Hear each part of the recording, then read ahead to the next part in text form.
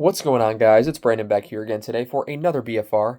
Game 79 versus the Carolina Hurricanes, 7:30 game on April 9th. I was present for this one, and I nearly guessed the score right, too. I remember before the Winnipeg game I went to, I said to my supervisor from the Wolves, who I went with, it's going to be 4-3, we lose in overtime. Nailed that. I said before this game it was going to be 6-2. I was close. The Hawks lose 7-2. Could have been 8-2. Record of 28, 37, and 14. Shots were 25, 22 Chicago. Yes, they let in shots. Hits were 14 apiece. Faceoffs 30-29 Chicago. Power play Chicago 0 for 4, Carolina 0 for 1. The issue with this was Carolina had already clinched the division, and they were sitting a couple people out. Aho, Svechnikov, Jarvis, Jacob Slavin, Martinuk. I think Chatfield was out as well, maybe. And a bunch of the guys from the Wolves were up. That's part of the reason we went. Firstly, he's a season ticket holder. Secondly, we work for the Wolves, so Carolina's our NHL affiliate. So guys like Bradley Nadeau, Charles Alexis Legault, Josiah Slavin, Skylar Brindamore were all up with the team. So they're all up. They're in the lineup. It's like, this is going to be cool. And even with a bunch of AHL guys, icing whatever the heck their first line was. I believe Kakaniemi was on it. And they just destroyed us. They just absolutely humiliated us. And it was disturbing how quickly it started. Knight saves 15 out of 22. He didn't have a good night at all. Knight had a rough night. Anderson saves 23 out of 25. We go to the first period. It took 19 seconds. 19 seconds for Sean Walker to score his 8th of the season from Ehlers to make it 1-0 at 1941. 9-12 then, Chicago responds, and it's Anton Frondel with his 2nd of the season from Crevier to make it 1-1. And I just want to say there's a scramble in front. Frondel finds the loose puck, puts it past Anderson. And Frondel has scored 3 goals in the NHL. I've been present for all 3 of them in Hawks games, so this is telling me I just need to go to every Hawks game from now on for him to score, obviously.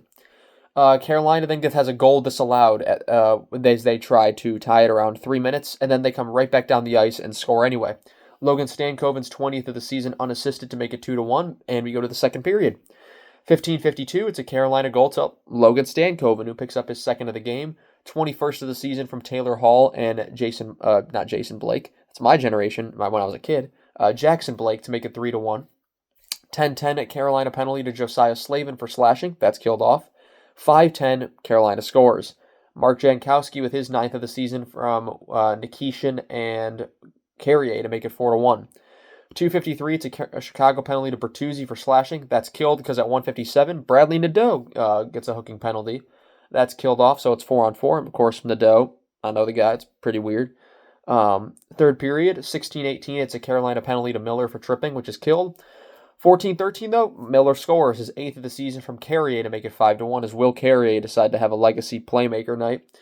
13:51, the Hawks respond. So really shortly after that, and it's Anton Frondel getting his 2nd of the game, 3rd of the season from Crevier and Vlasic. So Crevier with a couple of assists to make it 5-2. There was no hope we were winning this game, believe me. 11:47, Carolina scores, and it's the former Blackhawk Taylor Hall, his 18th of the season from Gostisbehere and Stankoven to make it 6-2. 7:09, Carolina scores again, and it's Mark Jankowski with his 10th of the season. So that first one was his 9th of the season. I said that right. From Carrier and Delorier. So Nick Delorier getting an assist. It's a weird game. 7-2 Carolina. 3:29. It's a Carolina penalty Nikishin for slashing. That's killed. 1:13 Carolina and Chicago penalties to Riley and Donato for roughing. I don't know how them two are the ones that got the penalties when it was Legault and Lardis that were fighting. So I'm not sure how Mike Riley and Ryan Donato ends up with the penalties. It was Ryan Donato's birthday as well. So a lot going on. A lot of goals. And they were really trying to set up Frondel for that hat trick. Every single play they were out there, especially on the power play. Oh, they were just setting him up nonstop. And there was a one-timer that rang off the post. There was one that went wide. And then Anderson made probably one of the greatest saves I've ever seen with the blade of his skate very early in the game. And we had a perfect view of it, which made it even better. Anyway, guys, that's going to be all I have for you guys on this one. I want to thank you all so much for watching this video. And I shall see you guys in the next one. Have a good one.